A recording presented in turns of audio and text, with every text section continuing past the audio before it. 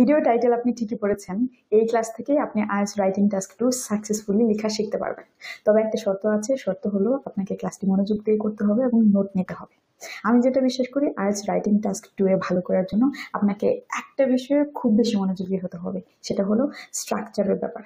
আপনি যদি structure maintain করে আইএলটিএস রাইটিং টাস্ক 2 লিখেন, তাহলে 50% মার্কে ভালো মার্ক পাওয়ার ক্ষেত্রে এগিয়ে থাকবেন। আর সেই 50% মার্ক আসবে দুটো বিষয় থেকে। একটা হচ্ছে টাস্ক রেসপন্স, যেখানে 25% মার্ক থাকে। আরেকটা হলো কোহেরেন্স অ্যান্ড কোহেশন, যেখানে 25% মার্ক থাকে। Total 50% mark. আর বাকি যে 50% মার্ক থাকে, গ্রামাটিক্যাল রেঞ্জ অ্যান্ড অ্যাকুরেসিতে 25% এবং লেক্সিক্যাল রিসোর্সে 25% মার্ক। এই 50% মার্ক পেতে হলে আপনাকে সময় এবং পরিশ্রম দুটোই বেশি করতে হবে। কেন? কারণ গ্রামার এবং ভোকাবুলারি এগুলো শিখতে আমাদের টাইম বেশি লাগে এবং অ্যাকুরেসি আনতেও সময় লাগে। তো আপনি খুব সহজে শুধু স্ট্রাকচার মেনটেন করলেই 50% মার্ক পাওয়ার ক্ষেত্রে এগিয়ে থাকতে পারেন। কারণ task response and coherence cohesion শুধু স্ট্রাকচারের উপরই ডিপেন্ড করে। তাই আজকের ভিডিওতে আমি এই স্ট্রাকচার নিয়ে মূল আলোচনা সাজিয়েছি। তো চলুন মূল ভিডিওতে যাওয়া যাক।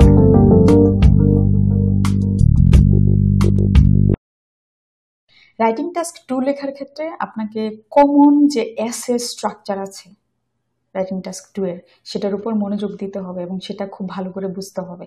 তো কমন এসে স্ট্রাকচার যেটা হয় সেটা হচ্ছে আপনি 4টা প্যারাগ্রাফ লিখবেন। আমরা জানি আইএলটিএস রাইটিং টাস্ক 2 তে 5 ধরনের এসে টাইপ আছে। 4 ধরনের এসেতে 4টা প্যারাগ্রাফ লিখলেই হয়, কিন্তু এক ধরনের এসে টাইপ আছে যেটাতে 5টা প্যারাগ্রাফ লিখতে হয়। সেটা নিয়ে অন্যদিন আলোচনা করব। তো কমন এসে স্ট্রাকচার হলো আপনি 4টা প্যারাগ্রাফ। প্রথম প্যারাগ্রাফ হচ্ছে ইন্ট্রোডাকশন, দ্বিতীয় প্যারাগ্রাফ বডি প্যারাগ্রাফ 1, তৃতীয়টা হচ্ছে বডি প্যারাগ্রাফ 2 এবং কনক্লুশন প্যারাগ্রাফ। এই 4টা আপনাকে স্ট্রিক্টলি মেনটেন করতে হবে। তো আজকের স্ট্রাকচার সুন্দরভাবে বোঝানোর জন্য আমি এক ধরনের এসে টাইপ নিয়েছি, সেটা হলো কজ অ্যান্ড সলিউশন এসে। আমাদের মিনিমাম লিখতে হবে 250 ওয়ার্ড। তো আমি এখানে যে কোয়েশ্চেনটা নিয়েছি, এটা পড়েই আপনাকে প্রথমে বুঝতে হবে এটা কি ধরনের এসে। এটা হচ্ছে প্রধান শর্ত। যেমন many students find it difficult to focus or pay attention at school nowadays. What are the reasons for this and what can be done to solve this problem? এই পর্যন্ত আপনার কোয়েশ্চেন থাকবে। তো এটা পরে আপনাকে বুঝতে হবে এটা কি ধরনের এসে। তো কজ অ্যান্ড সলিউশন এসে এটা আমরা আইডেন্টিফাই করেছি।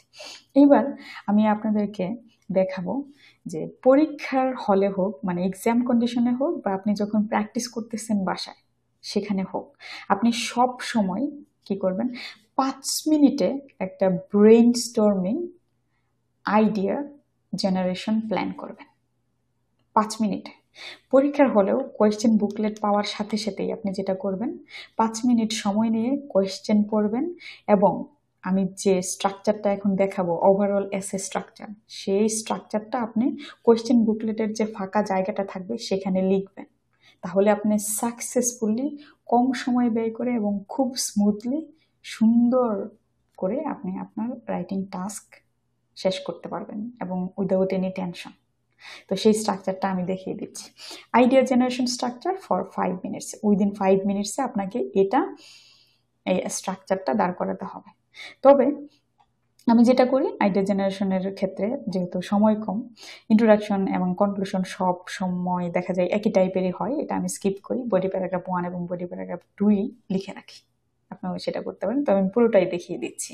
আপনি কি করবেন, কোয়েশ্চেন বুকলেট পাওয়ার সাথে সাথে বা আপনি বাসায় বসে যখন এক্সাম দিচ্ছেন তখন কি করবেন, আপনি 5 মিনিট সময় ব্যয়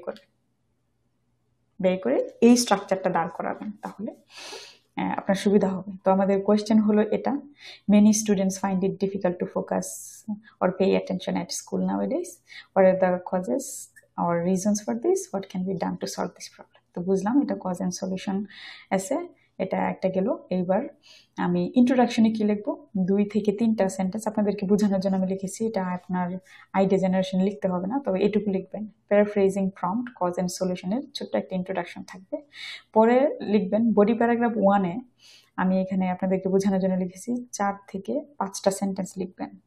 আর মেইন জিনিস যেটা লিখবেন এটা অবশ্যই করতে হবে। বডি প্যারাগ্রাফ 1-এ আপনি 3টা কজ নিয়ে আলোচনা করবেন। 3টা কজ কি কি, সেটা হচ্ছে আমি এখানে নিয়েছি technological distractions, lack of sleep, stress and anxiety.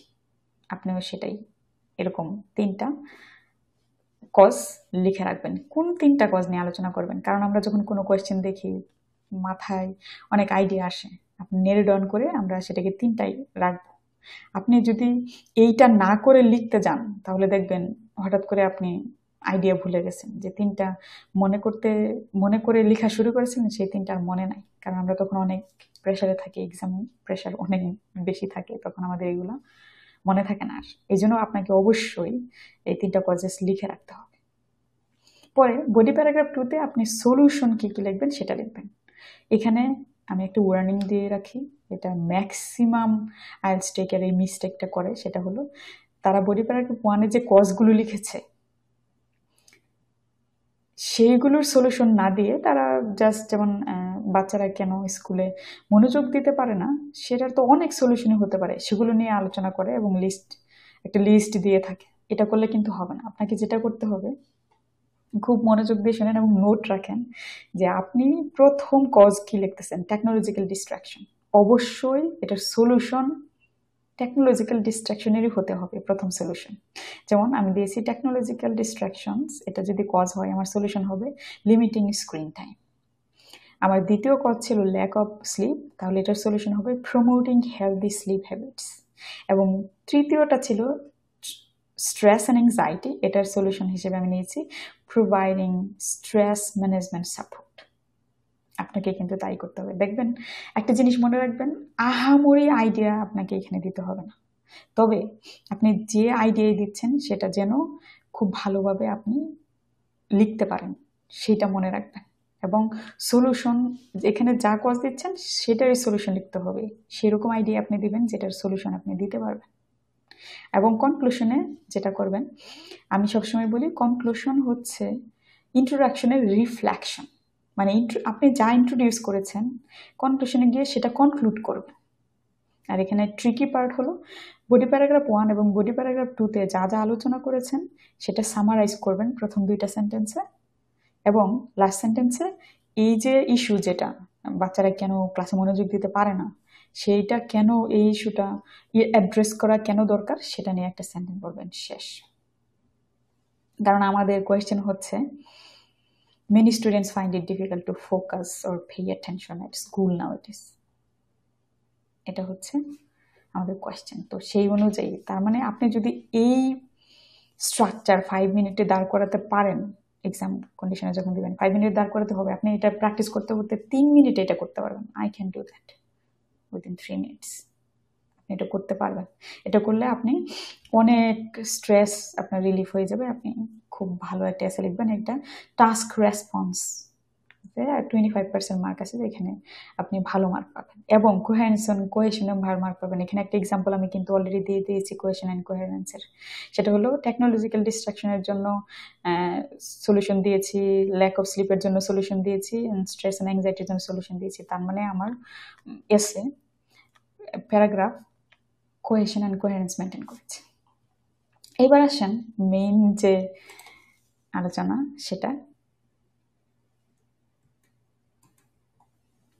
সেটা হলো আপনাকে যে প্যারাগ্রাফগুলো দিতে হবে সেটার একটা স্কেলেটন দাঁড় করাতে হবে। এটাকে আমি বলি স্কেলেটন, মানে কঙ্কাল। Skeleton of each paragraph. Skeleton হচ্ছে নকশা বা স্ট্রাকচারের সিনোনিম হিসেবে ব্যবহার করা যায়। যাই হোক, স্কেলেটন অফ ইচ প্যারাগ্রাফ মানে প্রত্যেকটা প্যারাগ্রাফের স্ট্রাকচার কি হবে সেটা আমি এখানে দেখিয়ে দিচ্ছি। আপনার জন্য খুবই সহজ হবে যে কোনো টপিকে লিখতে। আপনি যদি এই স্ট্রাকচারগুলো জানেন, দেখবেন যে কোনো টপিক নিয়েই আপনি আইডিয়া জেনারেট করে লেখা শুরু করতে পারেন। প্রথমে আসি ইন্ট্রোডাকশন নিয়ে। তো ইন্ট্রোডাকশনে আমি বলেছিলাম 2 থেকে 3টা সেন্টেন্স আমরা দিব। তো প্রথম সেন্টেন্স হবে paraphrase the prompt to introduce the issue. Prompt বলতে বোঝায় এটা, এই কোয়েশ্চেনটাকে আমরা প্রম্পট বলি। So many students find it difficult to focus or pay attention at school নাওয়াডেজ। এইটা আমরা প্যারাফ্রেজ করে একটা সেন্টেন্সে লিখবো। তবে এখানে আমি বলেছি কমপ্লেক্স সেন্টেন্স দেওয়ার চেষ্টা করতে হবে, কমপ্লেক্স সেন্টেন্সে লিখতে হবে। তারপর হচ্ছে state that you will discuss the causes of this issue and suggest solution. আপনি কি করবেন, এই লাস্ট সেন্টেন্সে অবশ্যই একটা ইন্ডিকেশন দিবেন যে কজ এবং সলিউশন নিয়ে এই এসেতে আপনি আলোচনা করবেন। তবে এটা ইমপার্সোনাল স্টাইলে হতে হবে, মানে আই, উই, ইউ এগুলো ব্যবহার করা যাবে না, ইনডিরেক্টলি বলতে হবে। যেমন এখানে আমি সেটা দেখিয়েছি। যেমন আমার প্যারাফ্রেজিং সেন্টেন্সটা আমি বলি, এটা complex sentence. In recent years, maintaining focus at school has become a challenge for many students due to range of factors. এখানে কিন্তু আমি এই অংশটুকু, এই যে গ্রিন কালার করা অংশটুকু প্যারাফ্রেজ করেছি এবং এটাকে আমি কমপ্লেক্স করেছি due to range of factors. এবং পরের সেন্টেন্সে ফ্যাক্টরসগুলো কি কি, দিস দিয়ে এই ফ্যাক্টরকে বুঝিয়েছি, যেটাকে বলে আপনার রেফারেন্সিং করেছি, কোহেরেন্স অ্যান্ড কোহেশন মেনটেন হয়েছে। So include technological distractions, insufficient sleep and heightened stress level. এখানে কিন্তু আমি 3টা যে প্ল্যান করেছিলাম, মনে আছে যে 3টা কজ আমি দিব, সেই 3টা কজ এখানে আমি দিয়ে দিয়েছি অলরেডি। তারপর হচ্ছে দিস এসে উইল এক্সপ্লোর, আমি কিন্তু বলি নাই আই উইল এক্সপ্লোর, আমি বলেছি this essay will explore. This is called impersonal style. এটার ক্ষেত্রে আপনাকে মনোযোগী হতে হবে। Explore the causes of this issue and propose effective solution to enhance students concentration. একদম সুন্দর, খুবই অর্গানাইজড। এবং আমি কিন্তু আমার ইন্ট্রোডাকশনে আমি টাস্ক যে রেসপন্স করেছি সেটার ক্লিয়ার কাট ইন্ডিকেশন দিয়ে দিয়েছি। এটাকে বলে টাস্ক রেসপন্স, মানে আপনি কোয়েশ্চেনের সাথে সামঞ্জস্য রেখে আপনি কিন্তু ইন্ট্রোডাকশন অলরেডি দিয়ে দিয়েছেন। This is your task response. সবগুলো এসে টাইপের ক্ষেত্রে আপনি এই ধরনের ইন্ট্রোডাকশন লেখার চেষ্টা করবেন। এই জন্য আমি বলতেছি যে স্ট্রাকচার মেনটেন করা সবচেয়ে বেশি গুরুত্বপূর্ণ এবং আপনাকে টু দ্য পয়েন্টে জানতে হবে কোন লাইন কোন কারণে আপনি লিখলেন। কোনো এক্সট্রা লাইন, আজেবাজে লাইন সমানে লিখতে থাকলেন, এটা দিয়ে আপনি মার্ক পাবেন না। ট্রাস্ট মি, আপনাকে লিখতে হবে এবং স্ট্রাকচার অনুযায়ী, এবং প্রত্যেকটা সেন্টেন্স পারপোজফুল হতে হবে। হুট করে একটা সেন্টেন্স ঢুকিয়ে দেওয়া যাবে না, তাহলে আপনি মার্ক পাবেন। এখানে আমাদের মার্ক কমে যায়। এবার আসেন বডি প্যারাগ্রাফ 1 আমাদের কেমন হবে। তো বডি প্যারাগ্রাফ 1 আমরা বলেছিলাম আমাদের প্ল্যান অনুযায়ী আমরা কজ নিয়ে আলোচনা করবো এবং আমরা 3টা কজ নিয়ে আলোচনা করবো। একটা হচ্ছে টেকনোলজিক্যাল ডিস্ট্রাকশন, একটা হচ্ছে ল্যাক অফ স্লিপ, আর একটা হচ্ছে স্ট্রেস অ্যান্ড এংজাইটি। এই 3টা। তো এইটার স্কেলেটন আমি আপনাদেরকে দিয়ে দিচ্ছি। তো প্রথম যে কজটা আপনি লিখবেন সেটার জন্য একটা স্ট্রাকচার মেনটেন করতে হবে। কি করবেন? টপিক সেন্টেন্স লিখবেন, এক্সপ্লেনেশন এবং এক্সাম্পল। ওই কজটার জন্য একটা টপিক সেন্টেন্স লিখবেন, সেটা এক্সপ্লেন করবেন, এক্সাম্পল লিখবেন। দ্বিতীয় কজ সেম স্ট্রাকচার মেনটেন করবেন, টপিক সেন্টেন্স এক্সপ্লেনেশন এক্সাম্পল। তৃতীয় cause topic sentence explanation example. তবে এই যে structure topic sentence explanation example, এইটা 2টা কজের ক্ষেত্রে লিখলেই হবে।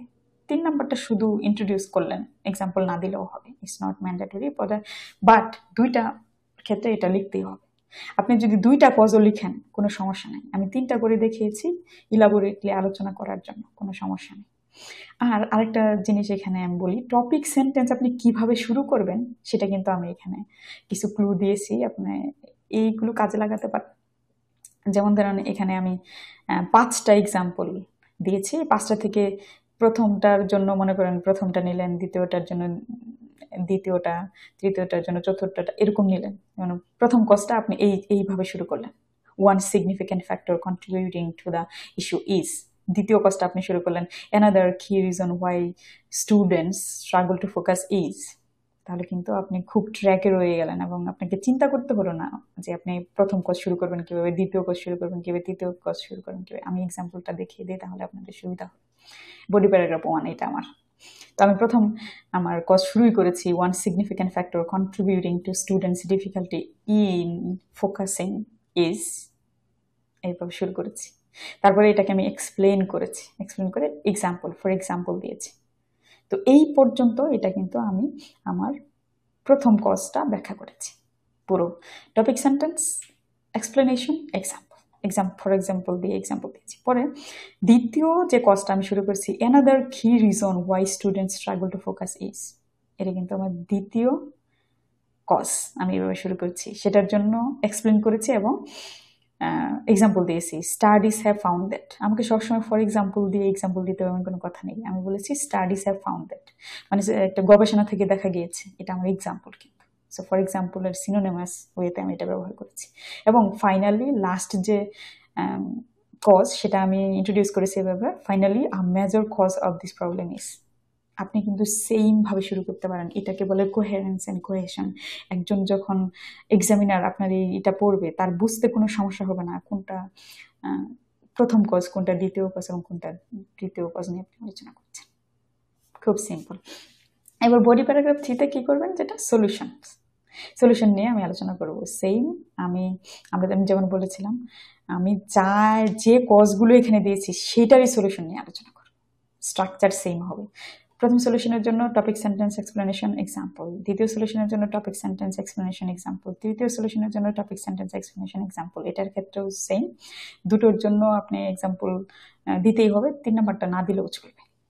এবার সলিউশন কিভাবে শুরু করবেন সেটার জন্য আমি এখানে 5টা এক্সাম্পল দিয়ে রেখেছি, এগুলো নোট নিয়ে রাখেন, কাজে দেবে।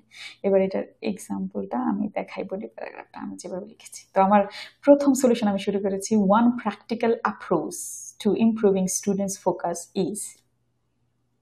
তারপরে এইটার জন্য আমি একটা এক্সাম্পল দিয়েছি, রিসার্চ শোজ দ্যাট। ওখানে আমি বলেছি স্টাডিজ হ্যাভ ফাউন্ড দ্যাট, আর এখানে আমি বলেছি রিসার্চ শোজ দ্যাট।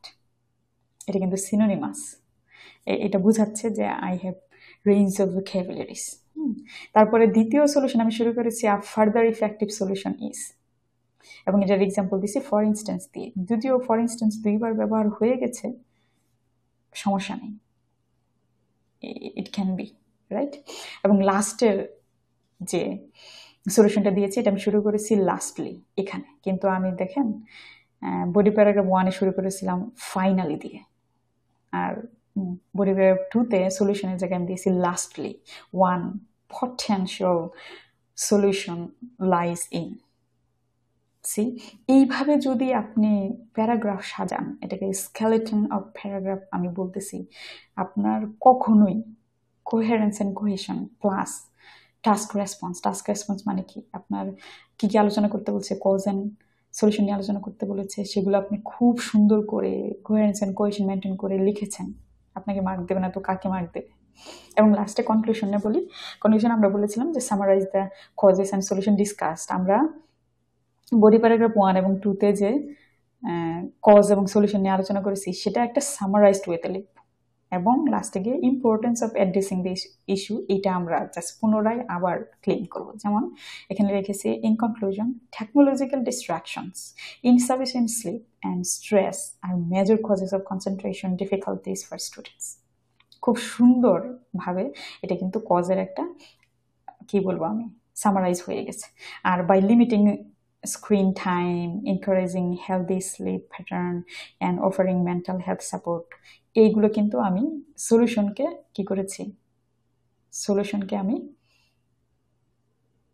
সামারাইজ করে আমি এটা কিন্তু আপনাদের একটা সেন্টেন্সে নিয়ে আসছি, এবং লাস্টে বলেছি addressing this issues holistically is key to enhancing students learning experiences. এই দেখেন, আমি প্রত্যেকটা সেন্টেন্স যে এখানে দিয়েছি, প্রত্যেকটা সেন্টেন্সেরই পারপাস আছে। আমি কোনো সেন্টেন্স এখানে আমি বলবো আজাইরা দেই নাই, মানে জাস্ট মনে হয়েছে একটা সেন্টেন্স লিখে ফেলে এরকম করি নাই। আপনাকে সেম কাজ করতে হবে।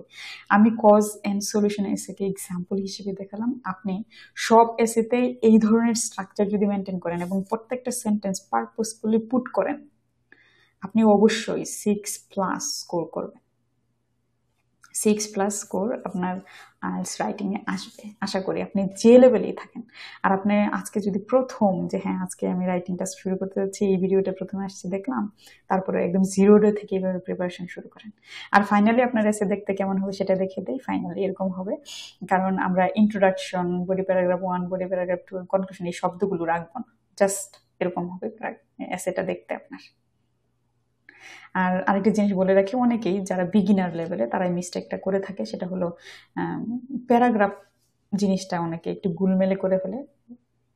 প্যারাগ্রাফ হচ্ছে এরকম স্ট্রাকচার থাকবে, তারপরে একটা গ্যাপ, দেখেন এটা হচ্ছে একটা প্যারাগ্রাফ, তারপরে গ্যাপ আছে, তারপরে আরেকটা প্যারাগ্রাফ, তারপরে গ্যাপ আছে, তারপরে আরেকটা প্যারাগ্রাফ, তারপরে গ্যাপ আছে। এখানে বোঝাই যাচ্ছে, আমি গুনতে পারবো 1, 2, 3, 4, 4টা প্যারাগ্রাফ। এটা মেনটেন করার চেষ্টা করবেন। তো ওভারঅল যে আলোচনা আমি করলাম, এটা আপনার খুবই কাজে আসবে। তো আমি এতক্ষণ যে স্ট্রাকচার দেখিয়েছি এবং যেভাবে আলোচনা করলাম, আমার মনে হয় সবাই বুঝেছেন।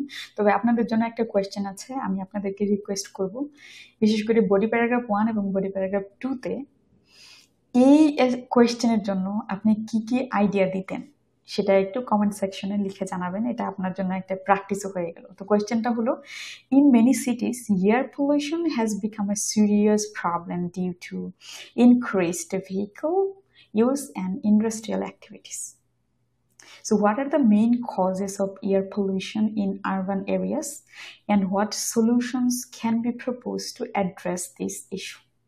তো আপনি হলে কি কি কজ দেখাতেন, 3টা কজ আপনি নোট ডাউন করবেন এবং 3টা সলিউশন দিবেন সেই 3টা কজের। আমি আশা করি এটা আপনি কমেন্ট সেকশনে অবশ্যই লিখে জানাবেন। আর এরকম ভিডিও পাওয়ার জন্য অবশ্যই সাবস্ক্রাইব টু মাই চ্যানেল, এবং যেটা করবেন শেয়ার করবেন ভিডিও, আর কমেন্টে অবশ্যই জানাবেন এই ভিডিও আপনার কাজে আসলো কিনা।